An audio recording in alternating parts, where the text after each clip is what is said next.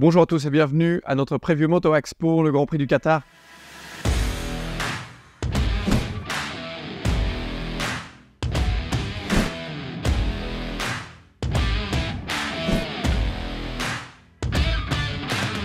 Alors le circuit il a changé, alors on n'a pas changé de tracé, mais il y a eu d'énormes travaux en fait faits pour ce circuit. On l'a vu il y a quelques semaines en F1, un circuit qui a été complètement resurfacé avec une surface qui était très abrasive pour les Formule 1. Donc il va falloir s'habituer pour les pilotes, il va falloir étudier vraiment aussi les caractéristiques de cette nouvelle asphalte pour les pneus, pour les pressions de pneus aussi. Donc on espère que ça ne va pas jouer un rôle, qu'il ne va pas y avoir de pénalité, mais c'est bien sûr un risque à cause de cette nouvelle donne. Un circuit qui a été complètement refait aussi en dehors de la piste, une nouvelle infrastructure, nouvelle pit lane, pit box, donc voilà, de gros travaux qui ont été faits au Qatar. Alors on a une course de nuit, bien sûr, il ne va pas faire aussi chaud qu'il a fait à Sepang, mais on attend des températures quand même d'à peu près 30 degrés et des températures de piste qui, même si elles vont être moins élevées que ce qu'on a vu à Sepang, qui risquent quand même d'être aux alentours de 35-40 degrés, donc pour cette course qui est très spéciale au Qatar. C'est une ambiance particulière en fait. Personnellement, c'est une ambiance que j'ai beaucoup appréciée, bien sûr de très bons souvenirs sur ce circuit du Qatar, mais de rouler de nuit comme ça, c'est un circuit qui est extrêmement bien éclairé et ça donne une impression, en fait, on a l'impression d'être un petit peu seul, de flotter en fait sur ce tracé. C'est un beau tracé aussi. Donc voilà, une ambiance, une atmosphère particulière donc pour cet avant-dernier Grand Prix de la saison.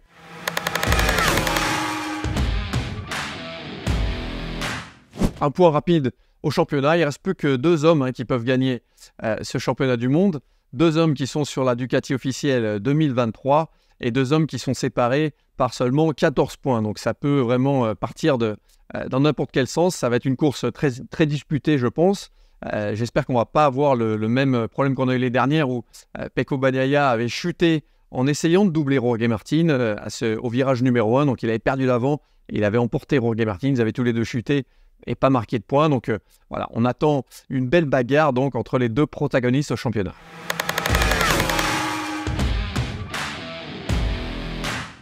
Les autres favoris pour la course, Enea Bastianini qui est de retour en grande forme. Il avait gagné le Grand Prix en 2022, donc on sait que c'est un tracé qui lui convient bien. Un autre outsider aussi, c'est Brad Binder qui avait fini second l'année dernière sur sa KTM. On sait que cette année, la KTM, elle a fait aussi de gros progrès et ça s'est plutôt mieux passé que prévu pour Brad Binder à Sepang. Donc Brad Binder, je l'attends aussi dans la lutte pour la victoire ce week-end.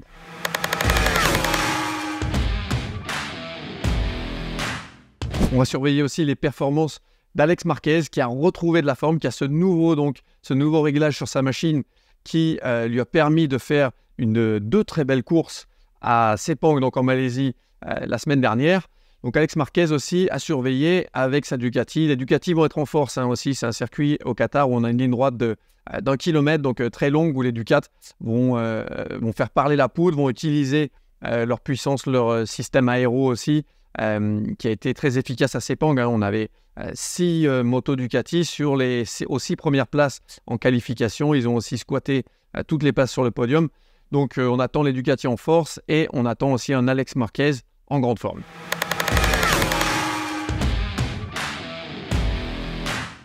Enfin, du côté de Honda, l'année dernière, ça avait été un superbe Grand Prix en fait pour eux, puisque Paul Espargaro était monté sur le podium, Marc Marquez avait fait une très belle 5e place. Donc, en prenant en considération les difficultés en fait que Honda rencontre cette année, on peut espérer les voir un petit peu mieux au Qatar sur ce tracé qui leur avait bien convenu l'année dernière. C'était d'ailleurs un des tracés ou une des occasions où Marc Marquez s'était fait battre par son coéquipier, donc Paul Espargaro, l'année dernière. Une chose bien sûr très rare, ça arrive très rarement ça de voir Marc se faire battre par son coéquipier. Donc on va voir ce qui va se passer ce week-end et on espère que Honda va pouvoir donc redresser un petit peu la barre sur ce circuit qui leur avait bien convenu l'année dernière.